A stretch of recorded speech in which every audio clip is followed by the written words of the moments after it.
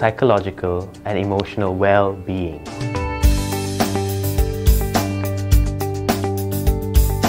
Kestabilan emosi, fizikal dan juga psikologi seseorang.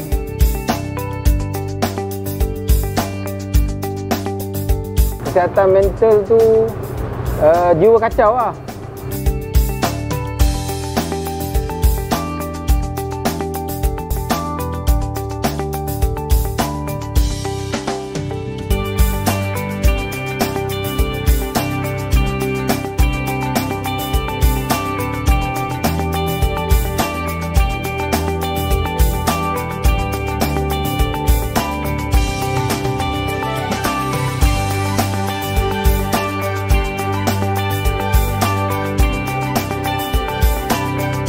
If you are overstressed or emotionally unstable, you need help.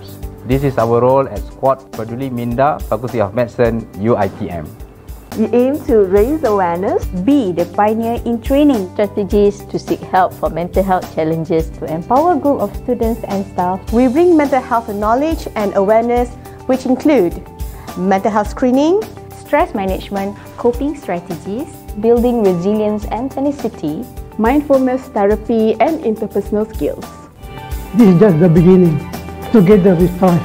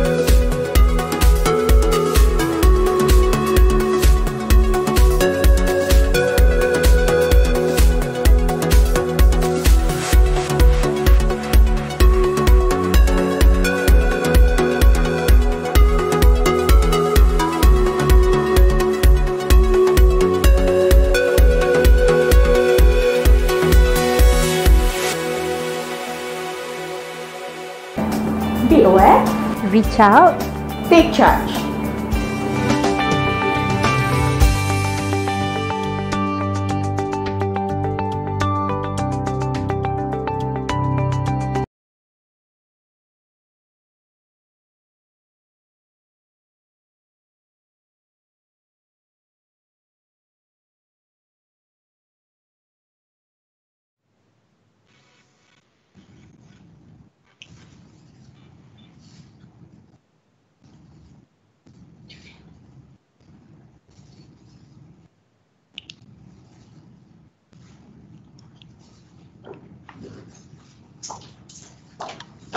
Joanne mute.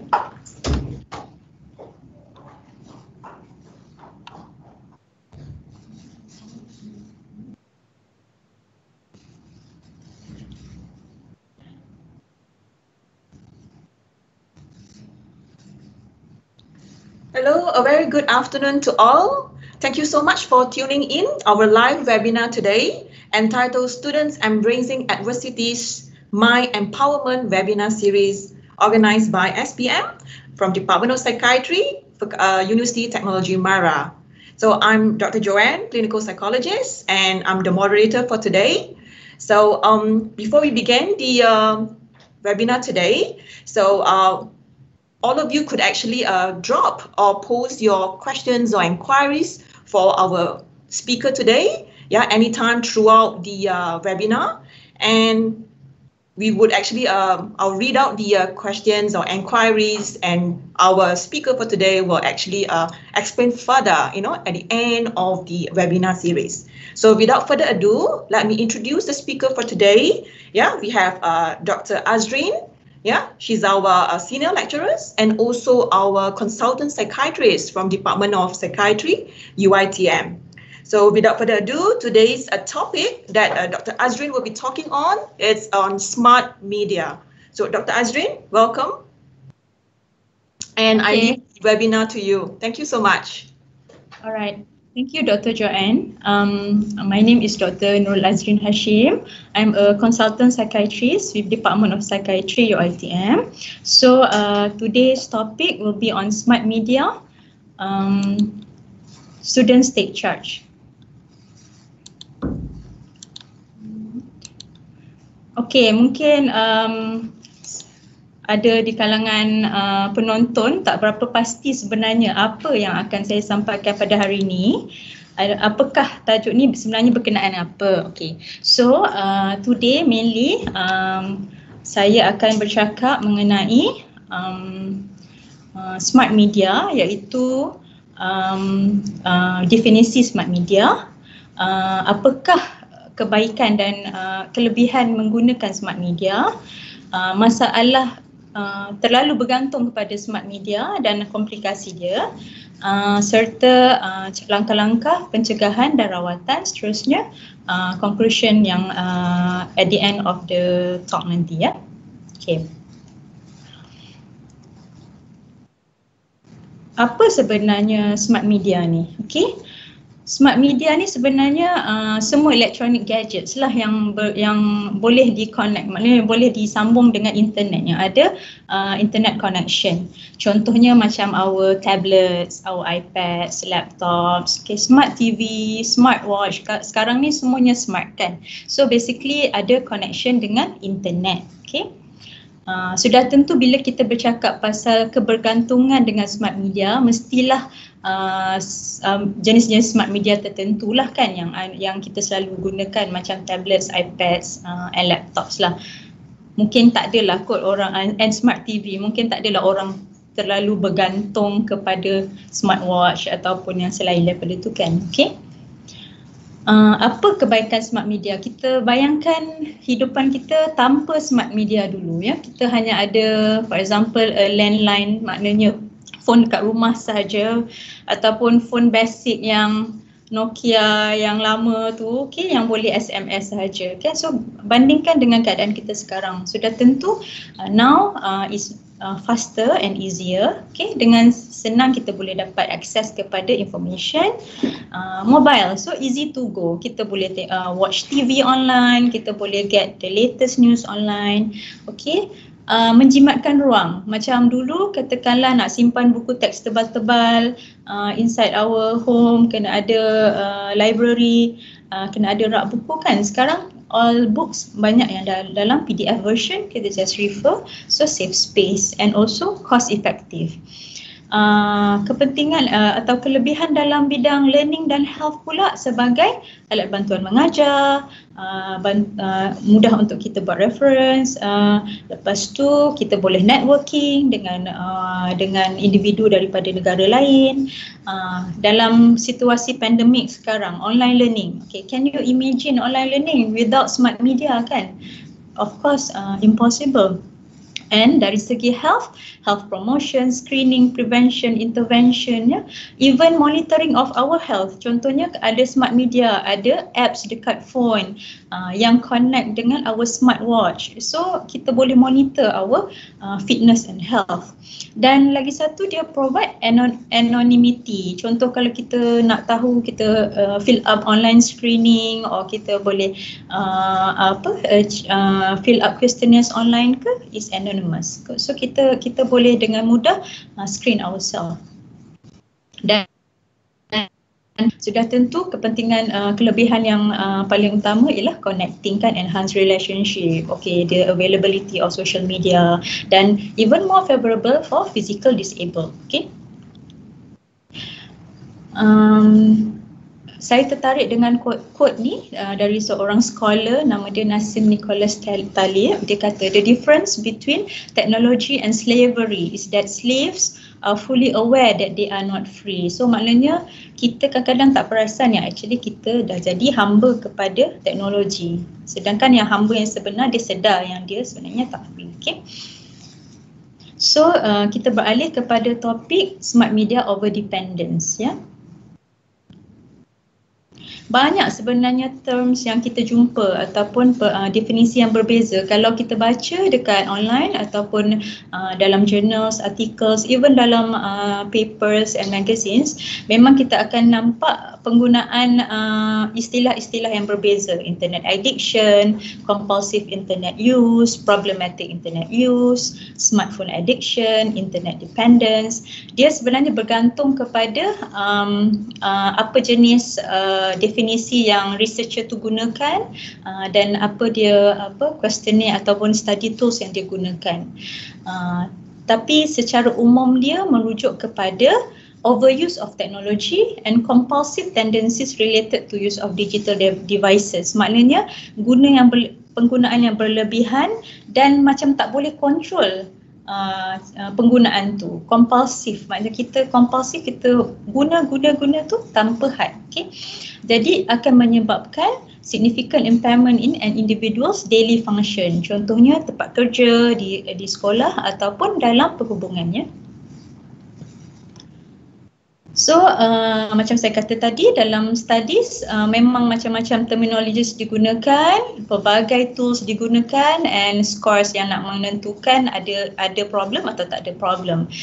Dan ada juga banyak study yang study subtype daripada internet addiction ataupun smart media over dependence ni. Contohnya dia study pathological gambling sahaja ataupun dia study gaming sahaja, so or gaming disorder. So subtype daripada internet addiction, ya. So antara tools yang digunakan ialah Young's Internet Addiction Test, Compulsive Internet Use Scale, and Chen Internet Addiction CIAS. Okay. Tapi tiga features utama ataupun tiga gejala utama yang ditunjukkan oleh orang yang ada internet addiction ni ataupun smart media over dependence ni ialah salience, di mana dia memang pandang aktiviti berkaitan internet ni, melayari internet ni adalah aktiviti terpenting dalam kehidupan dia. Jadi semua benda mesti sekitar aktiviti melayari internet ni. Okay, lepas tu failure of self control, dia tak boleh kawal bila dia guna internet ataupun bila dia guna smart media, dia tak boleh kawal, dan seterusnya sudah tentu mengakibatkan komplikasi negatif lah kepada kehidupan. So apa dia simptom-simptom atau gejala internet addiction? Dia preoccupied dengan internet and digital media. So dia nak guna internet tu akan menambahkan lagi tempoh masa dia menggunakan internet tu. Kalau tak, dia rasa tak tenteram, tak cukup, rasa tak tenteram. Dah cuba dah untuk berhenti ataupun kurangkan masa yang melayari internet tapi tak berjaya. Dia akan restless, moody, rasa sedih, rasa senang marah kalau try to stop. Okay, of course thinking about going place without internet memang impossible for them. Dia dah tak boleh terfikir tempat yang tak ada internet, ya. Kalau dia duduk, kalau dia stay online, dia akan lepas tu ada risiko untuk kehilangan tempat kerja, kehilangan kerja, sampai terputus hubungan, bergaduh dengan orang lain disebabkan aktiviti melayari internet dia tu. Sampai ke tahap menipu kepada ahli keluarga, kepada terapis, sebab dia tahu kalau dia cerita memang dah terlalu melampau sebenarnya tabiat dia tu. Jadi dia menipulah, dia akan mengurangkan dia supaya tak nampak teruk sangat aktiviti internet dia. Dan dia gunakan internet untuk lari daripada masalah. Contohnya bila rasa sedih, rasa tak tahu nak buat apa, rasa risau, dia pergi, dia akan melayari internet. Ini contoh salah satu tools yang digunakan untuk screen for internet addiction, ya. So kita boleh tengok kat sini soalan-soalan dia sebenarnya merangkumilah simptom yang saya dah cakap tadi. Jadi points dia lagi high score, lagi tinggilah level of addiction. So kita akan score depends on kekerapan kita melayari internet dan menjawab soalan-soalan yang diberikan ni lah. So ini ialah points-points dia. Kalau yang dah significant problems tu 80 ke 100 points. Macam tadi saya ada mention, kadang-kadang studies tu dia tak study internet addiction secara keseluruhan, dia study types of internet addiction. Dia mengikut apa dia aktiviti dalam internet yang diorang ni addicted to. Contohnya cyber relationship yang over sangat on social media, online dating. So kita subtypekan dia kepada cyber relationship disorder. Lepas tu kalau dia on tema dia berkaitan seks dan pornografi, cybersexual, gaming, kalau dia punya main addiction is gaming, it become a gaming disorder. Ataupun ada juga orang yang addicted to search for information, tak habis-habis cari lagi information kan. Dan satu lagi yang berkaitan dengan money, net compulsions, contohnya gambling, shopping or stock trading. Ini subtypes of internet addiction. Tapi talk saya pada hari ini lebih kepada secara keseluruhan, ya. Contohnya macam ni lah, pilih antara water dengan internet, still you use internet more than water walaupun you are inside the at the middle of the desert. Seterusnya saya nak menerangkan mengenai komplikasi ataupun impact smart media over dependence terhadap psikologi kita, fizikal dan juga sosial. Contoh kajian-kajian yang dia dilakukan memang banyak di kalangan kanak-kanak dan remaja lah, ya, sebab otak mereka masih berkembang. Jadi researcher ni berminat nak mengkaji apa kesan kepada aktiviti otak kalau terlalu banyak menggunakan screen ataupun addicted to screen. Jadi selalu sangat kita klik-klik kan, constant point and click scanning behavior bila kita guna tablet dan phone tu memang boleh menyebabkan attention problem ataupun susah nak fokus di kalangan kanak-kanak. Lepas tu kalau benda yang kita attend tu macam buku kan, yang dia tak boleh pop, dia tak boleh beep dan kita tak boleh scroll dia akan menyebabkan senang bosan. Kita akan bosan cepat, ya, sebab kita dah addicted to screen dan pop, beep and scroll tu. Dan boleh juga mengakibatkan masalah di prefrontal cortex, bahagian dalam otak kita, bahagian depan. Dia akan menyebabkan gangguan judgement, penilaian kita, cara kita buat keputusan dan impulse control. Kita suka boleh bertindak melulu, kurang kita macam tak spend time untuk berfikir. Kita akan cepat bertindak yang melulu. Jadi memang ada gangguan di situ bila kajian dilakukan di kalangan internet addicts, ya. Di kalangan orang yang dah memang sedia ada ADHD pula, maknanya masalah attention deficit hyperactive disorder, dia memang akan menurutkan lagi lah. Even local study cognitive inattention symptoms adalah berkaitan dengan internet addiction. Lepas tu features lain ADHD macam low impulse control, delay aversion and situational attention make internet use more. Dia macam direction dia two ways direction. Dia internet menerutkan ADHD pun membuatkan orang yang ada ADHD tu lebih prone menggunakan internet. Dan bila dia guna internet, dia lebih berisiko untuk ada problematic internet use. Okay. Ada juga local study ataupun kajian tempatan yang mengkaji internet addiction, depression, anxiety dan self-esteem ataupun harga diri lah. Okay. Prevalence atau kekerapan internet addiction di kalangan pelajar sekolah menengah di Klang Valley almost 50%, ya, hampir separuh. Okay, menggunakan skill yang saya cakap tadi tapi yang Malay version. Dan 21.6% ada lebih tinggi kebarangkalian nak dapat depression. 65.3% ada some level of anxiety, and self-esteem is moderate, followed by high and low. Apa kaitan internet addiction dengan depression dan anxiety ni? Sebenarnya memang kajian mendapati penggunaan teknologi ni boleh alleviate depression, maknanya boleh mengurangkan rasa murung tu melalui achievement, pleasure of control, social support dan escape daripada emotional difficulties. Tetapi kalau terlalu banyak juga boleh meneruskan depressive symptoms, dan kalau children lebih vulnerable untuk develop internet addiction. Selain daripada komplikasi psikologi, terdapat juga komplikasi terhadap kesihatan fizikal. Of course, kita bayangkan bila kita melayari internet, menggunakan smart media kita tu selama berjam-jam kan.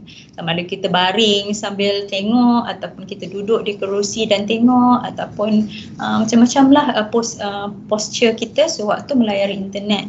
So boleh menyebabkan back pain, eye strain, carpal tunnel syndrome, okay, di pergelangan tangan itulah menyebabkan kebas dan sakit di tangan dan jari-jari, dan boleh menyebabkan repetitive injury disorders.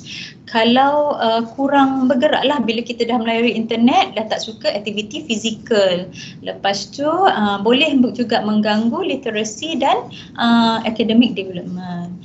Bila dah banyak baring, bila banyak duduk aja akan menyebabkan juga makan tak tentu masa, okay, tidur tak tentu masa, dan obesity. Obesity pula membawa kepada penyakit-penyakit lain lah, yang penyakit-penyakit kardiovaskular yang lain, diabetes, hypertension and heart disease. Satu lagi komplikasi daripada internet addiction ataupun smart media over dependence ialah social impact, ya. Mungkin ada yang pernah dengar fenomena hikikomori di Jepun, tapi sebenarnya tak eksklusif di Jepun. Ni ialah di kalangan remaja dan yang adults yang memang mengurung diri dalam rumah. Tak keluar, kadang-kadang bertahun-tahun, ya, hanya duduk di dalam bilik melayari internet, sama ada dah pathological gaming ke, gaming disorder ke, ataupun one of the subtypes yang saya sebut tadi lah, ya. Dan kajian menunjukkan dia tak eksklusif di Jepun, sebenarnya dah ada juga di negara-negara lain, okay? Contohnya di Korea dan di negara-negara lain yang ada coverage internet yang bagus, ya. Yang ironiknya, walaupun kita rasa macam kita ramai kawan online, tapi kita masih boleh develop loneliness, ya, sebab mereka bukan kawan yang fizikal kan, dia adalah virtual friends.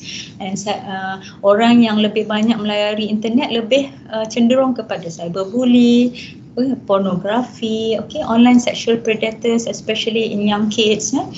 Dan lack of physical bonding and connection, sebab walau macam mana sekalipun kita aktif online, kita masih perlukan physical connection, okay. Video call dengan physical meeting tak sama, ya. Jadi dia boleh menyebabkan connection, impact connection between us and in our relationships. Dan kalau dah terjebak dengan online games yang kadang-kadang memang perlu spend money katakan, or betting, gambling online, of course will affect our financial as well. Okay, seterusnya kita nak bercakap tentang apa dia langkah-langkah pencegahan dan rawatan. Okay. Sebenarnya step pertama yang paling penting sekali ialah menyedari tahap penggunaan internet kita. Okay, kita tak boleh tipu sesiapa. Kita tahu how much time that we spend online. Okay, dan disebabkan kita tahu sebenarnya benda ni boleh berlaku, tabiat ni boleh menjadi luar kawalan. Jadi kita kena amalkan tips-tips for healthy internet use. Contohnya kita kena amalkan take regular breaks from screen.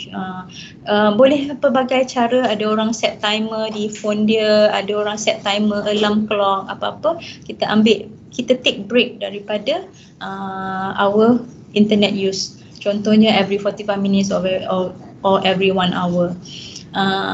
We challenge ourselves for digital detoxification. Kita detox ourselves. Macam mana addicts lain detox daripada drugs, smart media or internet is the drug here. Okay, is the virtual drug now that we need to detox from. Okay, so kita boleh set challenge pada diri kita sendiri every month. Contohnya kita ada no gadget for weekend, for 1 weekend, or no gadget for a day. Or we also can use and choose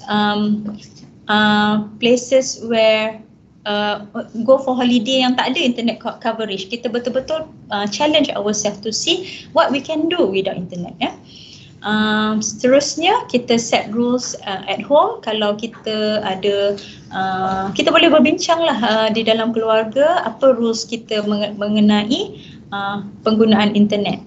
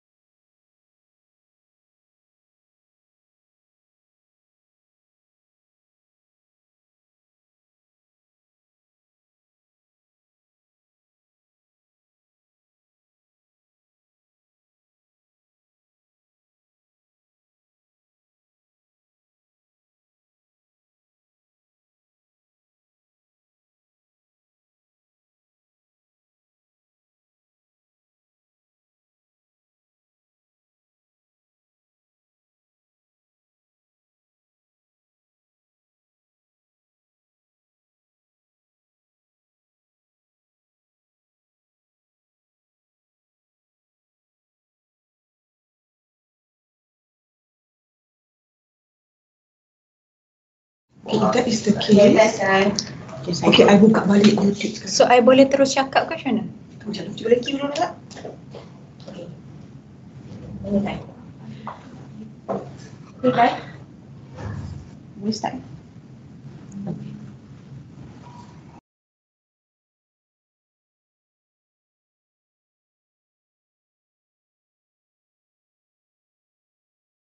So sorry for the technical error just now.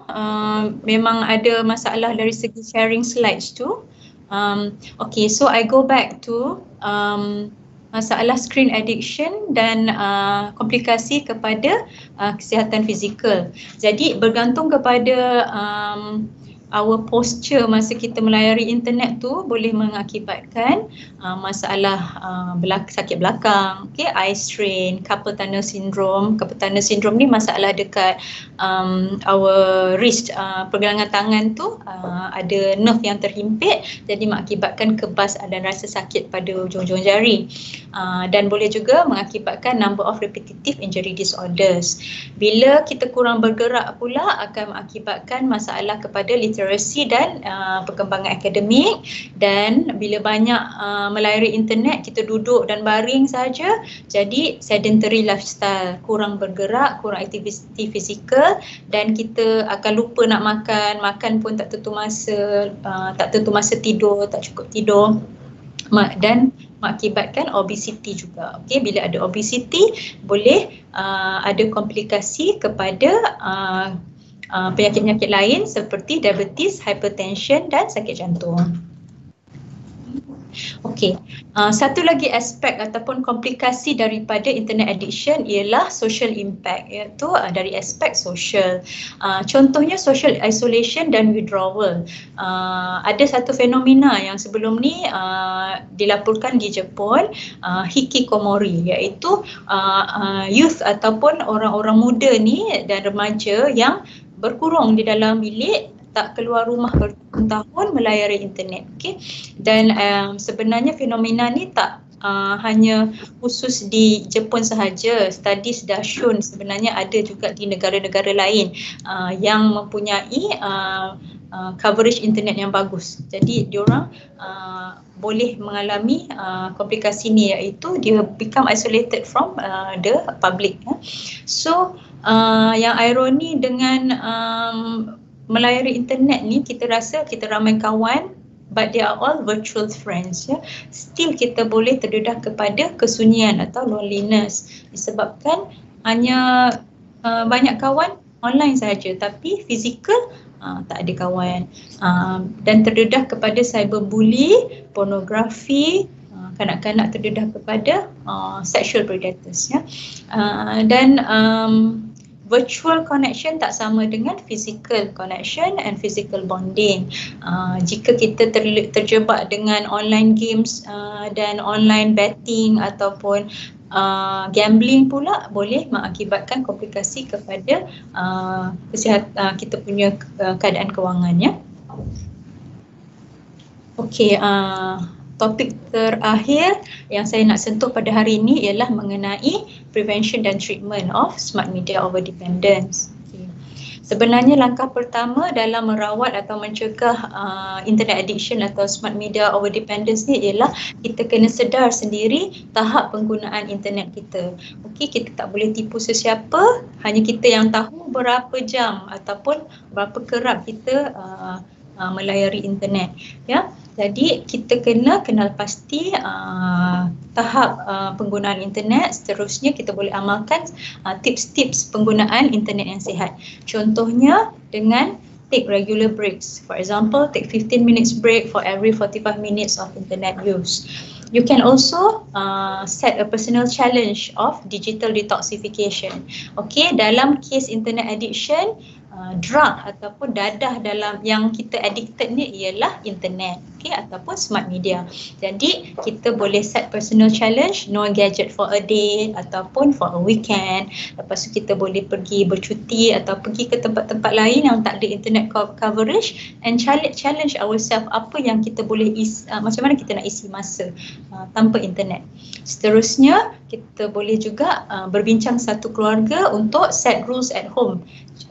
Contohnya device free area di meja makan, no internet hours from what time to what time, and ibu bapa pun boleh off wifi after certain hours to control the internet use of the children.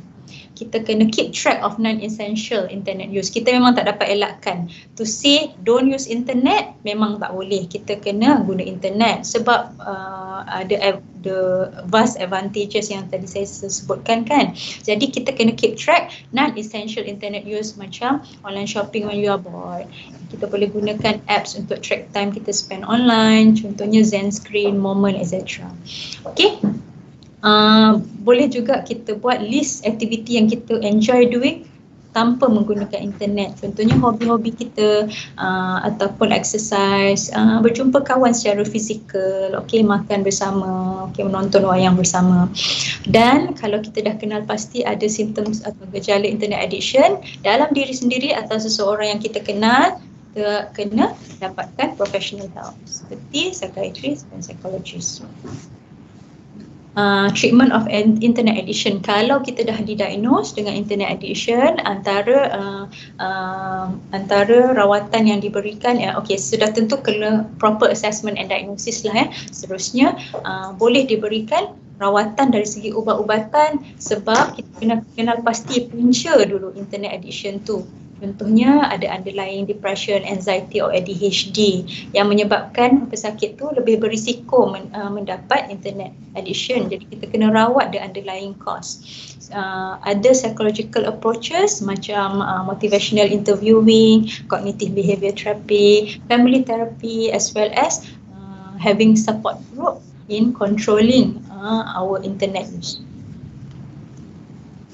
So, sebagai conclusion ceramah saya pada hari ini, smart media ni sebenarnya serampang dua mata lah. Maknanya dia berguna untuk kita tapi boleh juga mencederakan kita kan. Jadi kita kena gunakan dengan sebaik-baiknya dan kita kena lebih bijak daripada smart media. Ini antara references daripada studies yang saya sebutkan tadi.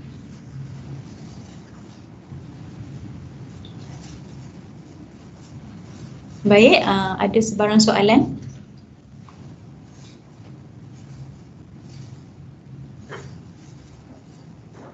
Okey, ada soalan mengenai procrastination. Okey, procrastination ni ialah sekejap ya. Procrastination ni ialah bila kita berlengah-lengah kan. Jadi berlengah ataupun dia ada banyak types ataupun jenis bila kita bertangguh ataupun berlengah bila nak buat kerja ni. Procrastination ni sometimes dia ada banyak sebab, sama ada underlying anxiety bila kita nak membuat sesuatu. Jadi kita berlengah sebab kita takut ataupun kita risau. Ada juga orang dia procrastinate sebab dia terlalu obsesif. Dia nak benda tu sempurna, dia nak benda tu complete baru dia nak mula. Okey, jadi dalam procrastination ni kita kena kenal pasti apa penyebab kita berlengah ataupun kita bertangguh tu. Is it we are dealing with our anxiety to start or doing something, ataupun adakah kita nak tunggu semua complete baru kita nak buat. Jadi kita kena pasti sebab dan kita boleh pecah-pecahkan benda yang aktiviti yang kita nak buat tu into smaller chunks supaya bila kita dah pecahkan dia kepada langkah-langkah yang lebih mudah, jadi kita akan bermula juga buat kerja tu walaupun kita mula dengan langkah pertama atau langkah kedua daripada kita tak buat langsung. Selepas kita dah mula buat langkah pertama dan langkah kedua macam tu, kita akan dapati yang sebenarnya taklah sesusah yang kita anggap sebelum. Saya harap aku menjawab soalan. Sebab dia terlalu obsesif, dia nak kerja sempurna, dia nak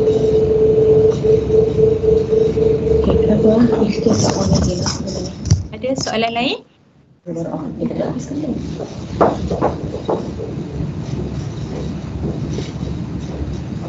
Can I go on the screen? Yes.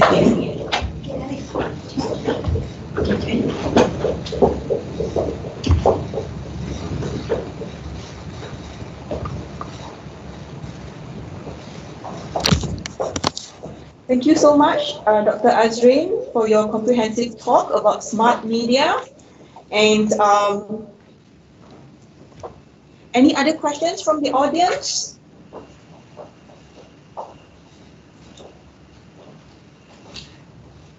Okay, if I could say, if there's no other inquiries, or maybe perhaps if you do, you can always leave it at the YouTube chat box. Yeah, we'll try to attend to it. Yeah. So thank you very much, Dr. Azreen. This topic indeed was very pertinent to our community and related to all of us. Yeah. So I think that's for our webinar for today. But please stay tuned because at 1:30, yeah, we will have Dr. Nur Faizah Ali to talk on building resilience. Yeah. So please stay tuned and thank you so much.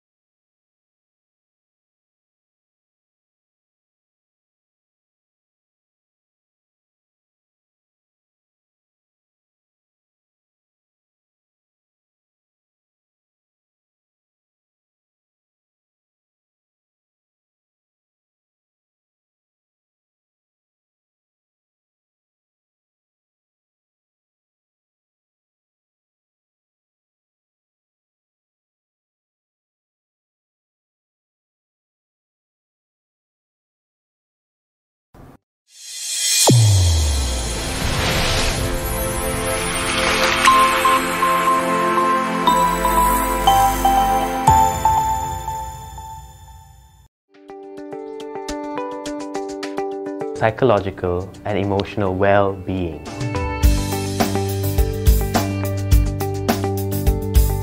Kestabilan emosi, fizikal dan juga psikologi seseorang.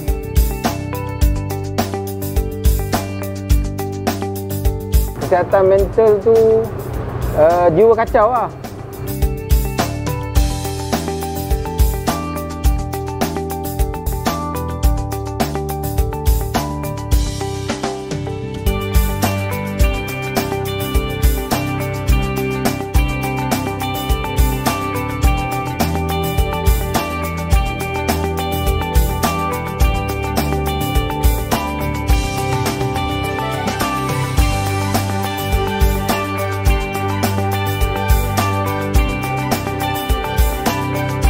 You are overstressed or emotionally unstable, you need help. This is our role at Skuad Peduli Minda, Faculty of Medicine, UiTM.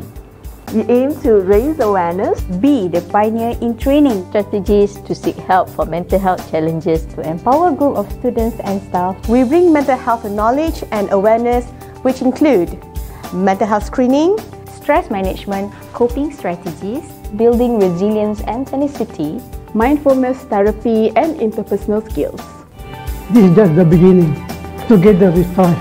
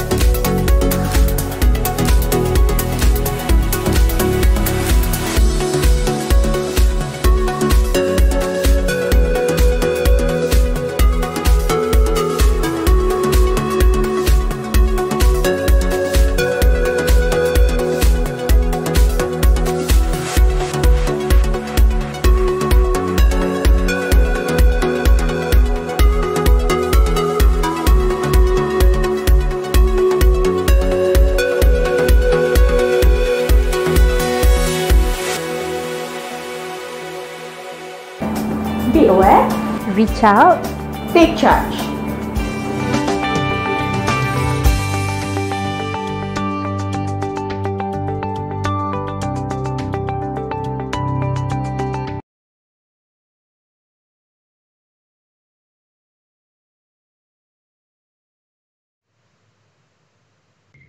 Okay, Assalamualaikum dan selamat tengah hari.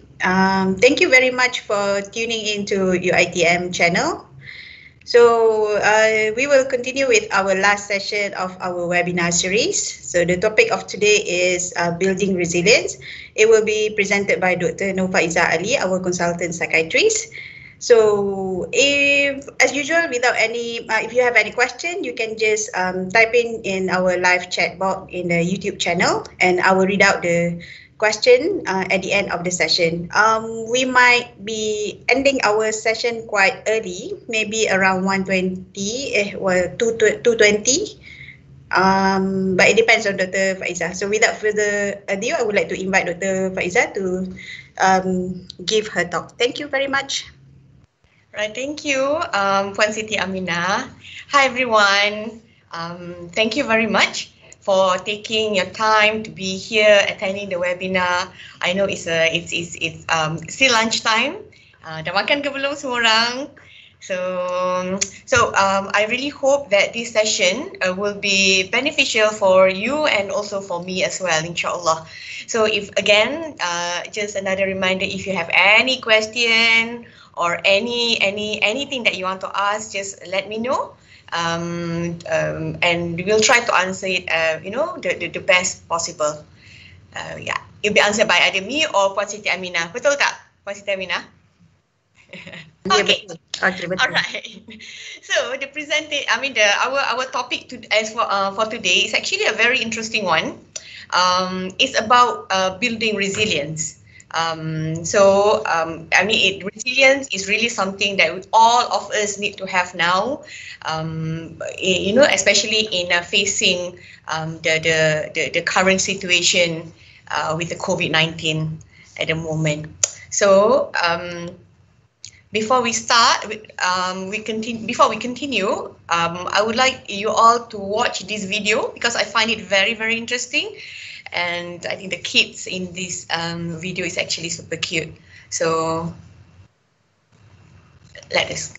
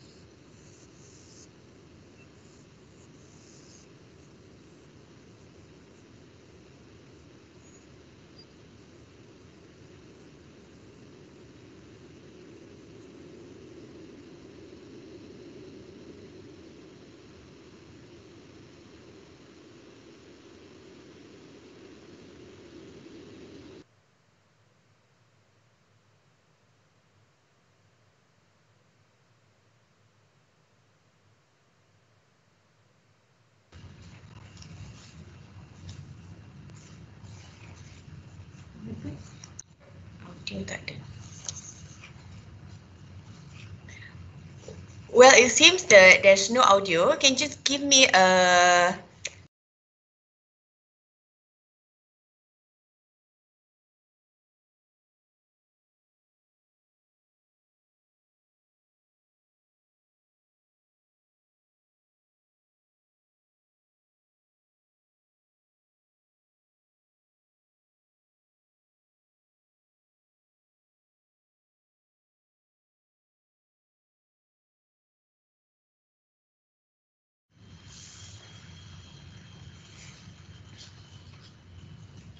Okay.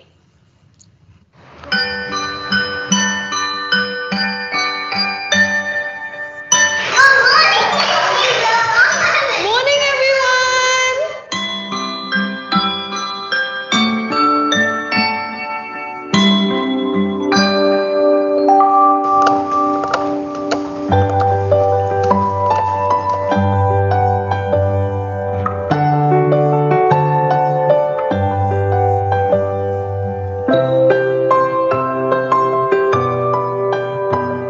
Who does it look like? It looks like me. That's right. I want you to do everything that you can to knock your toy down.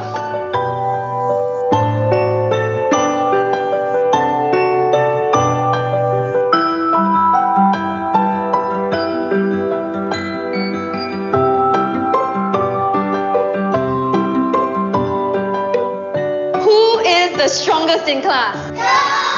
Jeron, come on up, please. I'm going to give Jeron a prop, and he's going to try to knock it off the table. Ready, Jeron?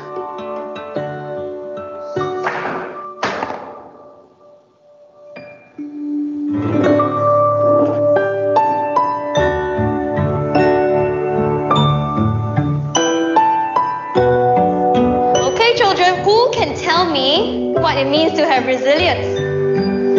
Yes, Paige? Resilience means if you make the toy fall down, it'll come back up very, very fast. Very nice.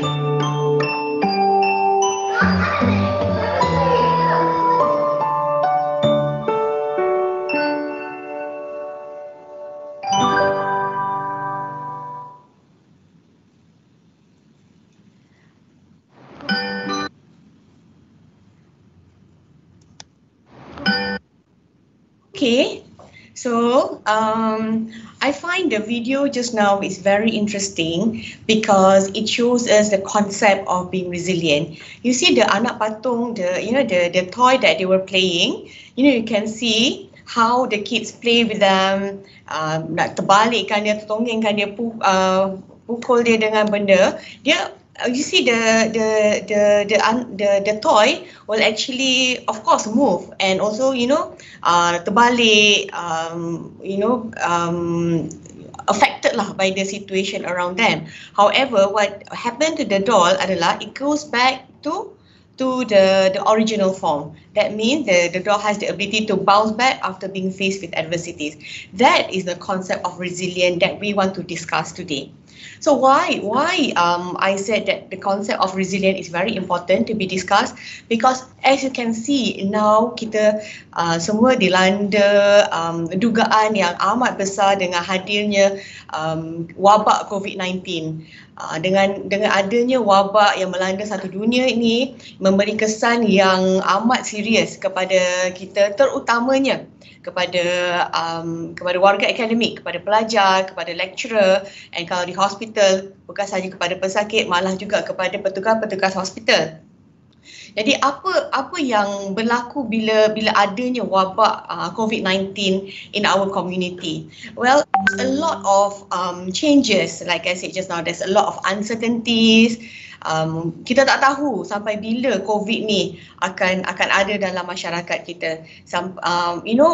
Hari tu we thought that we dah kalahkan, we flattened the curve, but now the cases are getting worse and it's getting more and more now. We don't know ada bila treatment COVID-19 ni akan ada, bila the vaccine is going to be ready so that all of us can take it and be safe from this wabak. So there's a lot of uncertainties. And what happened, the complication of COVID-19? Students, university students yang terjadi baru-baru ni, dia tak boleh mendaftar, tak boleh meneruskan pelajaran seperti biasa. Mungkin ada orang yang hilang pekerjaan. A lot of adaptation has to be made in the sense that cara kita belajar, cara kita berkomunikasi juga berubah.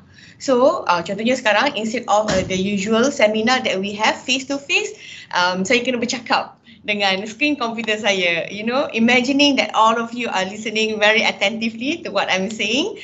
Therefore, so all of us are trying to adapt, a lot of difficulties. Tak masuk lagi cabaran-cabaran, contohnya like I said, hilang pekerjaan, tak dapat meneruskan pelajaran. If ada family members yang terkena COVID, ada family members yang mungkin menjadi the casualty of COVID-19. So all that are difficulties, and COVID is only an example of adversities that all of us have to face in our daily life. So as what we mentioned in our in tajuk webinar saya hari ini, embracing adversities. Okay, what is adversities actually? So you see, as I mentioned just now in my example, adversities adalah satu keadaan yang we will face over and over again in our life that ada the characteristic of what being shown in your screen now. It is usually complex. full of ambiguity, a lot of uncertainties, and usually is very volatile. Therefore, it is understandable that it is not easy, for us to face all these adversities. But they keep coming. It's impossible to eliminate adversities or to eliminate stress in our life. Therefore, those who are resilient usually are the ones who will survive, the adversities and continue on with their life and, embracing more and more adversities. All right, let's take a look at what it means by being resilient. I'm sure all of us has dah pernah always dengar perkataan ini, be resilient. Dalam TV selalu, dalam TV ataupun dalam YouTube, TED Talk, apa semua, they always talk about being resilient.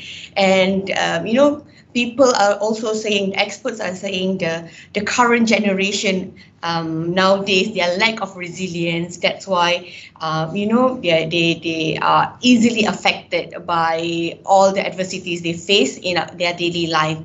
Therefore, so let's take a look at the real definition of resilience. So according to Dunn et al. In 2008, resilience is defined as the ability of an individual to positively adjust and cope with adversities.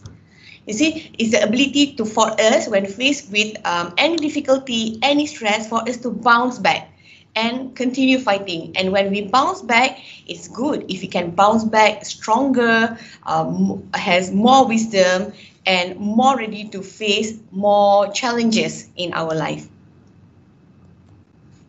So, why being resilient is very important? Why is it a popular topic that a lot of experts, a lot of motivational speakers want to highlight, and why it is this resilience need to be instilled in every one of us? It is because, you see, a resilient person will be able to recognize and manage their own feelings and understand the feeling of others. It's kadang-kadang kita dalam kehidupan kita always very we are an expert to say how we feel, how we perceive certain things in our life. Tapi it is very difficult for us to understand what other people is feeling, what other people's perception of and how of facing difficulty in their life. And can be the other way around as well. Some people, bila cakap understanding other people's feeling, they're really an expert. Tapi bila bercerita pasal perasaan sendiri, macam mana diri sendiri nak menghadapi stres, macam mana nak menghadapi keadaan yang orang kata challenging, they have trouble. So if a resilient person, they are able to do that. They're able to understand themselves, and they understand other people as well. And a resilient person has a sense of independence and self-worth. So it means dia tidak tersangat bergantung kepada orang sekeliling dia, ataupun rasa dia tak berguna, rasa dia not good enough, as a person to continue on successfully in their life. And a resilient person as well will be able to form and maintain positive, mutually respectful relationship with other people. This is very important, and something yang sometimes quite difficult for us to do, because kita ada relationship. Yes, ada relationship dengan kawan. Kita rasa kita ada kawan, kita boleh berhubung dengan kita punya bosses, kita be able to berhubung dengan orang sekeliling kita. Tapi untuk menjadikan sesuatu perhubungan itu positif and respectful to one another, only a resilient person can do that. And fourthly, those who are resilient, they usually will be able to solve problems and make informed decisions. They are very good in identifying options, and then choose what decision is more suitable for him or for her and the people around them, so that it will be beneficial for everybody. And they also have a sense of purpose and goals for their future. So we will talk more about these elements kejap lagi ya. Alright, so ramai yang datang dekat klinik saya ataupun a lot of my kenalan juga. You know, it's always a decision whether resilient ni, are we born with it? You know, is it in our gene? Or it can be nurtured. Maknanya benda tu macam skill yang boleh kita you know, kita ajar dan kita belajar. You know, some people they say just because the parents are very successful, very resilient, you know, able to face adversities apa semua, so diorang cakap, so I would be just the same like my parents. Well, partly maybe if the gene, the cara hidup tu sama, it can be a factor. However, not necessarily if you do not learn the appropriate skill, if you do not train yourself to have the appropriate cara untuk menangani stress, you probably have some difficulty to be resilient. So it's good news for everybody that resilient can be nurtured. Maknanya it's something yang kita boleh belajar, yang boleh kita pupuk dalam diri kita supaya kita dapat mengaplikasikan untuk menjalani kehidupan yang lebih baik. Okay, this equation saya ambil daripada the American Psychological Association. This is the equation of resilience. Maknanya, you know, what you need to be resilient. So from this gambar, you can see that really you need a good coping skills, and then you need to have the high emotional intelligence. All of us tahu kan, a lot of people now focus on IQ pandai ke, dapat, you know, exam berapa A and dapat beasiswa or not. But people sometimes forget about the emotional intelligence. We also going to talk about emotional intelligence kejap lagi. And also part of the equation is the importance of grit in order for us to be resilient and also have a sense of what's happening around us. So a little bit of elaboration of the equation just now. So about coping, let's talk about coping. Of course, there are many types of coping among us. You know, like you know, we all cope differently when we are faced with adversities. But I just have to highlight that, you know, these coping skills can be a positive one and it can be a negative one. Some people cope positively by resorting to being spiritual, you know, focusing on problem solving, planning how to solve their problem, and, you know, by using sport, you know, using music and all. So these are the example of good coping strategies. However, there are negative coping strategies as well. Some people cope with their stress negatively, for example, by taking drugs, you know, smoking, or you know, being you know, irritable to one another. So that's not very good lah. All right. So we have to make sure that how we cope with our stress is positive to us as well as other people around us, and can be beneficial to everyone. And secondly, the grit. All right, resilient people never give up. So they find themselves the strength to tackle problems head on, overcome adversities, and also move on to their lives. We will talk more about grit later on. So the sense making, able to make sense of past experiences and learn from them, being able to make the life meaningful by having a sense of purpose and goals for the future. So you can make sense lah what's happening. All right, and lastly, like I said, the emotional intelligence just now. So you know, in this, you know, those yang ada high emotional intelligence, they usually be able to analyze and manage their feelings and emotions in a key successful, I mean, the emotion is emotional intelligence is a key success factor to deal with difficult time.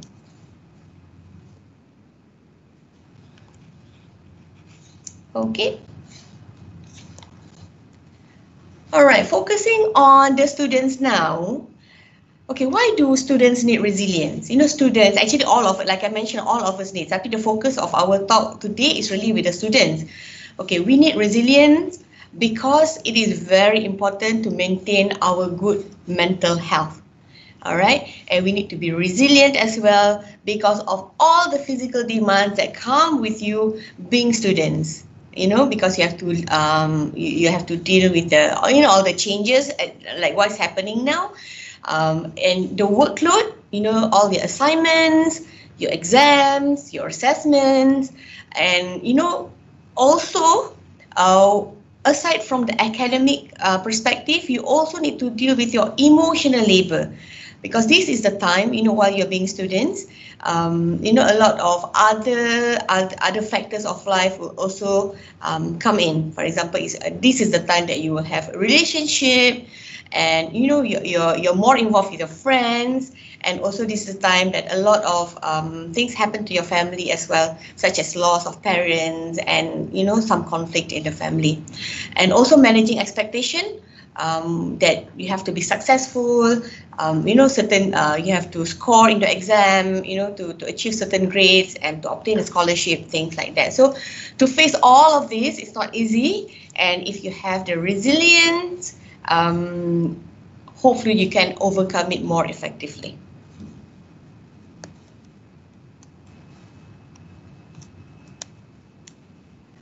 Okay.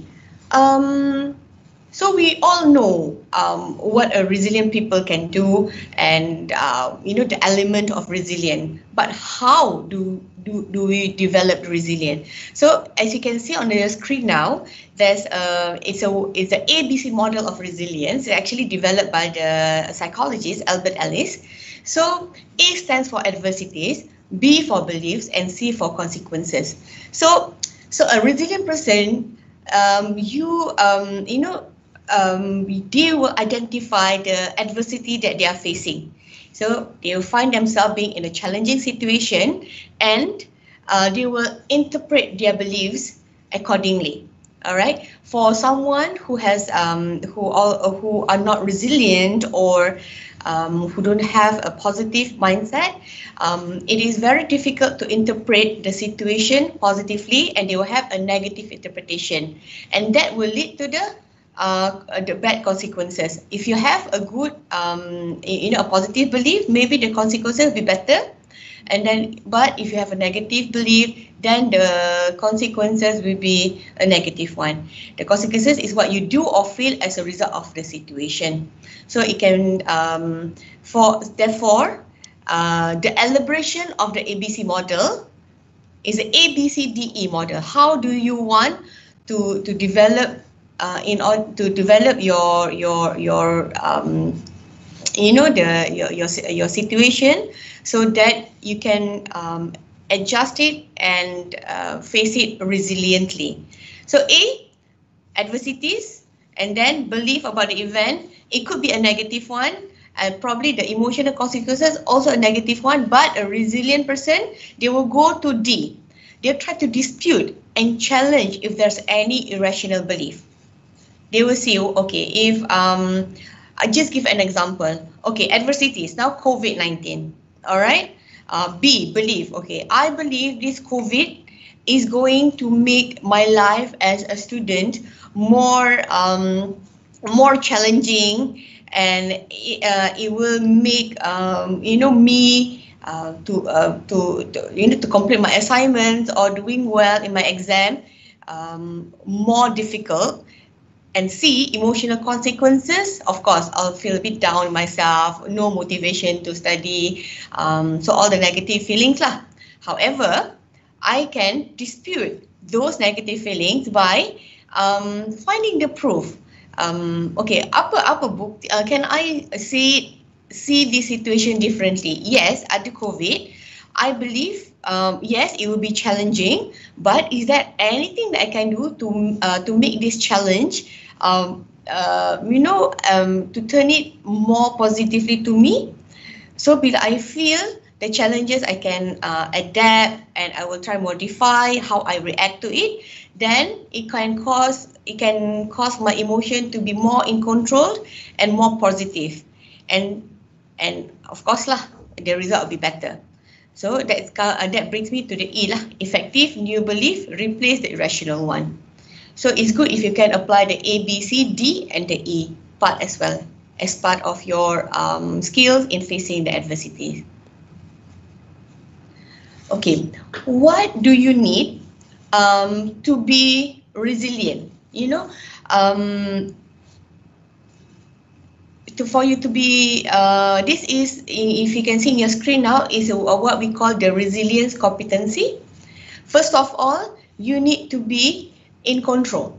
When you're faced with any adversities, any difficulty, the first thing you need to be is to try to make yourself to be in control. That means being composed and controlled under stressful adversities. Because kalau you kelam kabut, you know, you don't want, you're not composed, you're not, you know, you get out of control. So it's very difficult for us to, for you or for me to progress. And then you need to be someone who are resourceful, you know, resourceful, in which you need to be able to find the appropriate solution from the available resources to deal with adversities. Okay, maknanya ada masalah, okay, yes, you acknowledge ada masalah, you acknowledge that, you know, the uncomfortable feeling that it brings, but how you want to solve the permasalah. Contohnya, okay, you susah, tak boleh pergi college. But you still have to study, right? So find your resources. Okay, your resources, you ada laptop, ada phone, ada internet probably, or if you tak ada benda tu, what others? Okay, support from friends. Boleh pergi rumah kawan, for example. Of course, kena be aware lah of all the issue with the infection. Or what? So cari the resources yang ada. Kalau you don't have, you personally tak ada that resources, maybe you can reach out for help. Ask your parents, ask your friends, ask your uncle, aunties, ask your organization, your universities or your colleges. So you have to be creative to find the resources if you yourself are lacking of that. And thirdly, as part of the resilience competency, you need to keep growing and bounce back stronger from the adversities. Like you yang in the video that we saw just now, the anak patung tu, of course when you're faced with adversities, any difficulty is only, we are only being human kan, kita mesti ada terjatuh, rasa sedih, rasa tak bersemangat. Yes, you have to accept that, but more importantly for us to be able to bounce back, and when in the process of bouncing back too, it's good if you can be stronger and more wise to face more challenges in the future. And fourthly, the involvement for us with the adversities. You know, sometimes when they are faced with adversities, they don't want to be involved in solving or deal with the adversities. Dia harapkan orang lain je yang selesaikan masalah dia.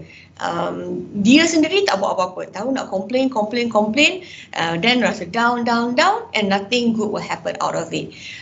So if you can do the opposite, in which you can identify your problem, but at the same time you do your very best. You know, whatever that you can contribute, whatever you can help to solve those problems, you offer your role there. So then that process can actually make you more resilient. And also, of course, you need to have that critical thinking. You have to think outside of the box, and you have to think more than what usually being taught around us, and identify your strengths and weaknesses in order for you to face the adversities. All right, so this is very quickly 10 ways to build personal resilience, because we have the personal resilience, we have the professional resilience. Professional tu macam kerja, and for you all, like, you know, studying and everything semua. So personal resilience ni, making connections, self-discovery, accepting, managing change, keep things in perspective, making decisive actions, moving towards goals, nurturing self-esteem, maintain hope and positivity, taking care of oneself, and seeing crisis as a surmountable problem. So this is just some of the elaboration of what I've mentioned just now. So why, when facing adversities, it's important for us to make connections?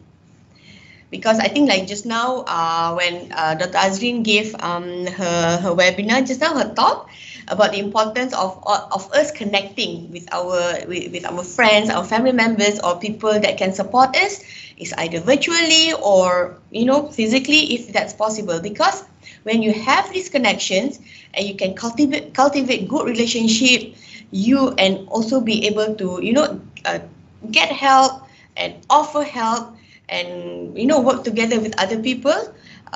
So it makes you more ready and more available to face the adversities. You have more support like that. And at the same time, you have to look for opportunity for self-discovery. Like I mentioned, know yourself, your strength, and your self-worth, instead of looking at all our weaknesses of things that we don't have and what could have been ours, but not. I mean, it's not happening now. So you look for opportunities for self-discovery. And thirdly, accept that change is part of living. Like I said, it's important. It is almost impossible to make our life stress-free or free of adversities. It's just impossible, and I don't think that's life. So you have to make, you have to believe that changes is part of living. So you keep on learning, the different ways and techniques to manage the changes. And fourthly, keep things in perspective. If something difficult happened to you, instead of focusing, very narrowly or at the problem, see things at a broader context. And also maybe macam orang cakap try cari hikmah di sebalik benda-benda yang tak elok mungkin pada ketika ini. Long term perspective. And again, the fifth one, take decisive actions to fix problem. But like I said just now ada orang when there's a problem, they whine and harping on the problem, tapi tak fikir pun macam mana nak selesaikan masalah ni, ataupun offer help to give suggestions or benda-benda yang boleh untuk memulihkan keadaan sekeliling, so that kita sama-sama can get out of this difficult situation. Alright. So next, move towards your goals. So kita semua patutnya in our life we have our goals, our personal goals, whether it's a personal or it's professionally or goals. Asalkan kita ada goals, then kita tahu mana kita nak pergi. Kalau kita tak ada goal, kita jalan, kita main bulldoze everything. Tak ada arah tuju. So when kita tak ada arah tuju ni, it's easy for us to get lost. And when we get knocked down, when we have the adversities, ada stress dalam kehidupan kita, it's very difficult for us to get up and go back, continue with our journey. Sebab if we don't have a goal. Tapi if we have a goal, we know our destination. So kalau tersesat sikit apa semua, ataupun terjatuh, we get up and we go back to our road yang will take us to our goal. So the next one is to nurture a positive view of yourself. This is actually very difficult for some people, because kadang-kadang kita, usually we are our biggest critic. Kita boleh faham orang lain, kita boleh see good things in other people, tapi when it comes for us to look at ourselves, to understand ourselves, kita selalu macam rasa nak bash je lah, macam we are not good enough, kita tak ada ni, tak ada tu semua. Jadi if we have a positive view, try to find all the positive character in ourselves, or develop that positive character, and that in a way can boost our self-esteem lah. So third last one is to maintain a hopeful outlook. Nurture optimism, enthusiasm, and again visualize your goal. And of course, we have to take care of ourselves, of ourselves. Because like I said, kita boleh jaga semua orang ni. Contohnya doktor, okay, jaga patient, jaga the staff, jaga everyone, tapi neglecting ourselves.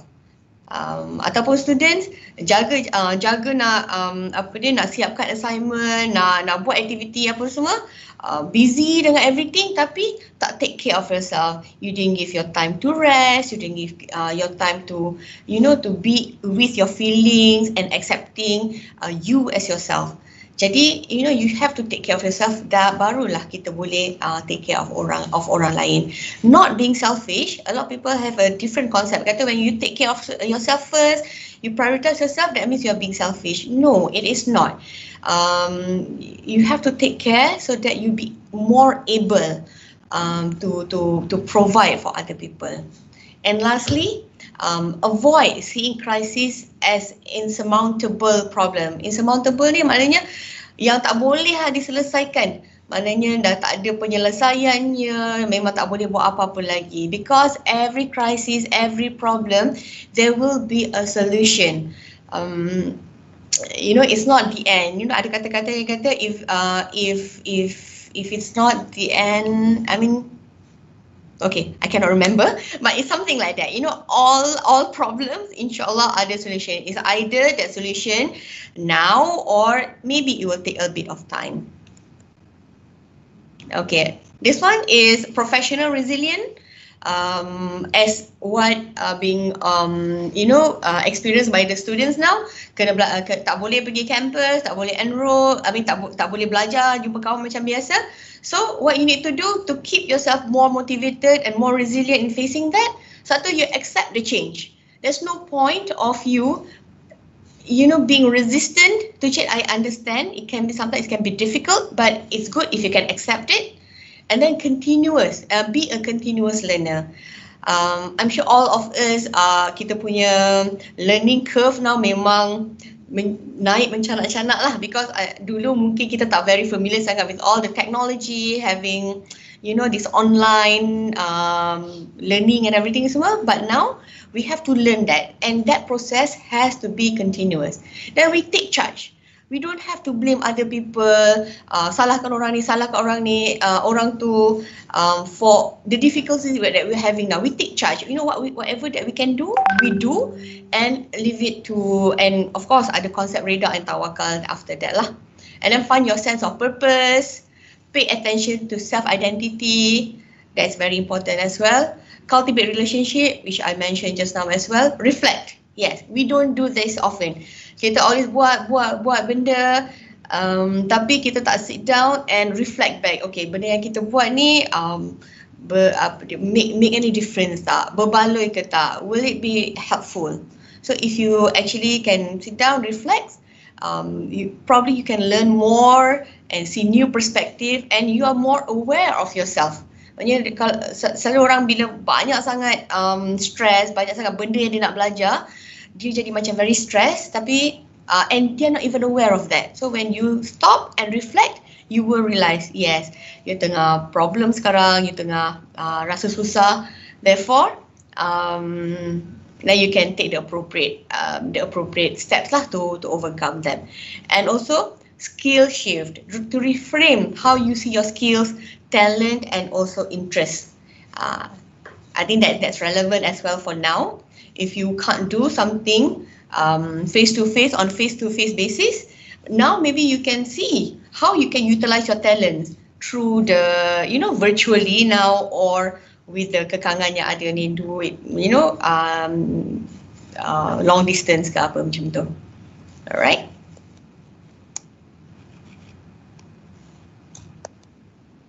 So that's really about resilient. And you can see, and if you remember just now, the resilient punya equation tu, grit and emotional intelligence is part of the equation. So why I want to emphasize on talking about grit now, because aside from the word resilient, grit ni is being used quite freely now. Everybody kata you should have grit, you should be gritty, things like that. So it's important for us to be something when we don't really know the definition of it. So grit, okay, what is grit? So grit is a passion coupled with tenacity to overcome obstacles for long-term goal. So kita ada passionate about what we are doing sebab kita ada goal yang nak dicapai. And of course, grit is like living life like it's a marathon, not a sprint. This is the person yang introduced the word grit ni lah. Is Angela Lee Duckworth, a professor in Psychologist, University of Pennsylvania. So, what's the difference between marathon and sprint? Marathon is you run, tak payah laju sangat, tapi you go far. You know to reach your goal. A sprint, you laju-laju, tapi it's only short distance.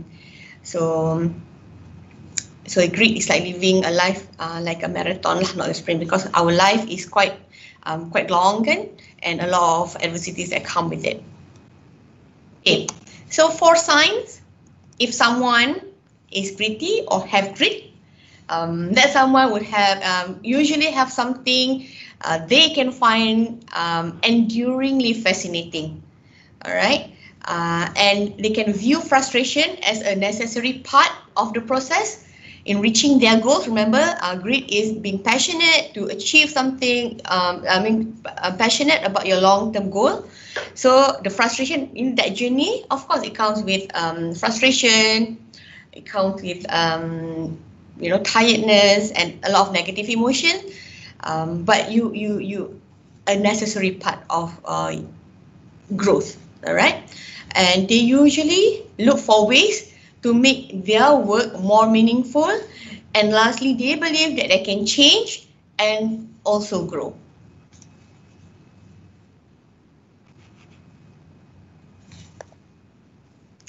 Okay, one of the way to develop grit, they say, is to shift your mindset.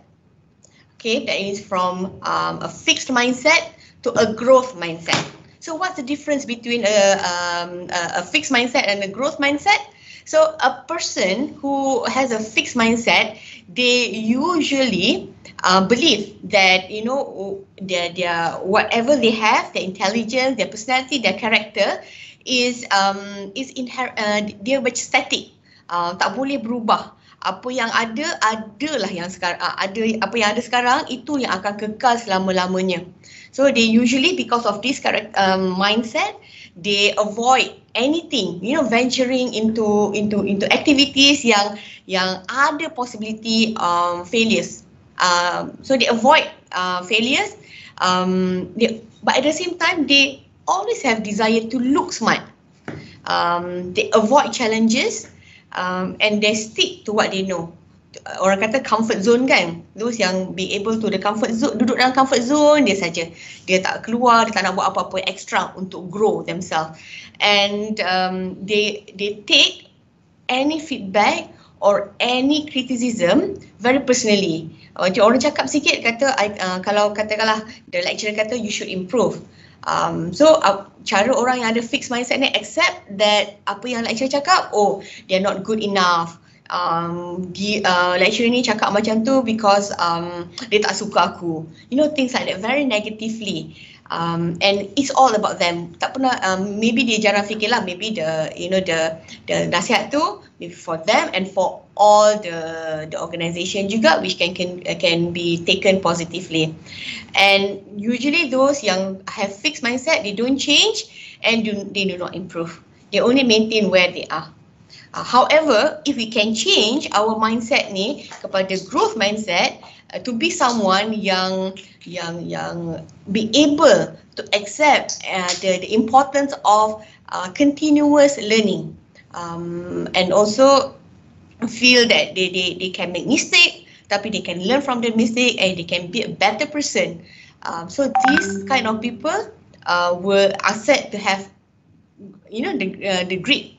So those yang have growth mindset also, like you can see in your screen now, they confront uncertainties, they embrace challenges. Dia suka ada challenges datang because it's like an opportunity for them to learn and grow, so they embrace it. Alright, not afraid to fail. They put a lot of effort. Of course, to actually grow, to learn, to learn positively, benda tu tak datang dengan senang. There's a lot of effort, there's a lot of, like I said lah, a lot of frustration, there's a lot of, sometimes emotion that's challenging that need to be faced by all these people.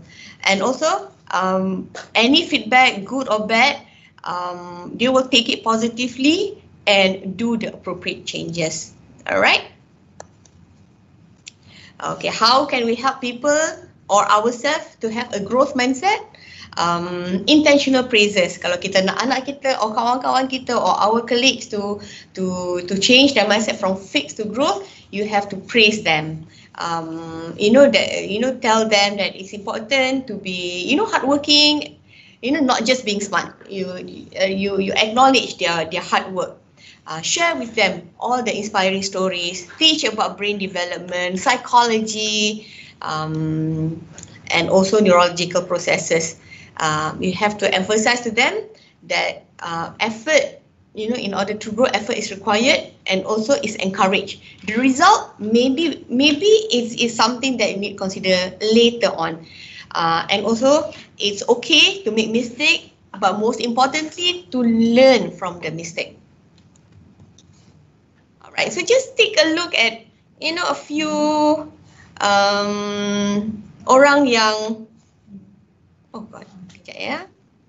Some people who are, have grit. Okay, you can see here, Michael Jordan. He's a basketball player. So before he became famous, he became very good. He said, a lot of things yang, a lot of challenges lah. Dia kata dia miss more than 9,000 shots in my career. I've lost almost 300 games. 20 times I've trusted to take the game-winning shot and miss. So he took all that as a challenge and bounced back positively. Alright.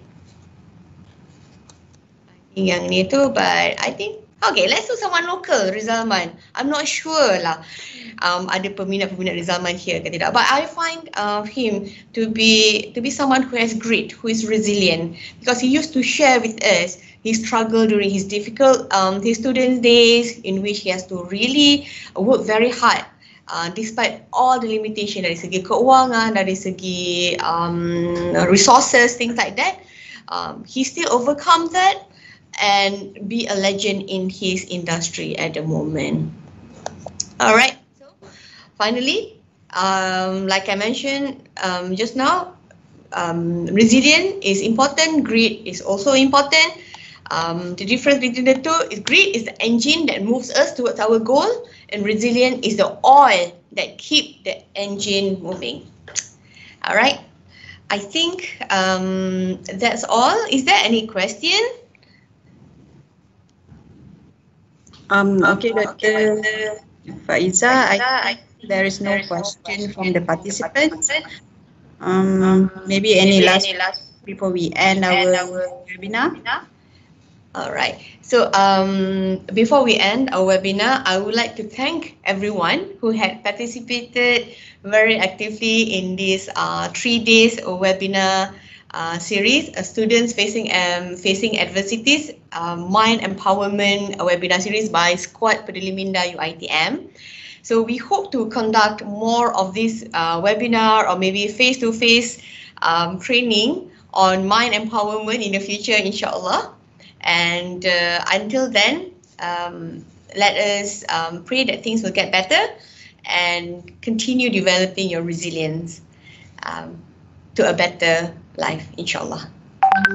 All right, one more time. Thank you very much, Dr. Faizah, for your kind talk today. So I hope that everyone would get something out of this talk, and hopefully we all can be a better person in future. And don't forget to subscribe to our UiTM channel for more upcoming talks, and from our Skuad Peduli Minda will also be organizing more talks. All right, so thank you very much. All right, so bye bye. That's all for now.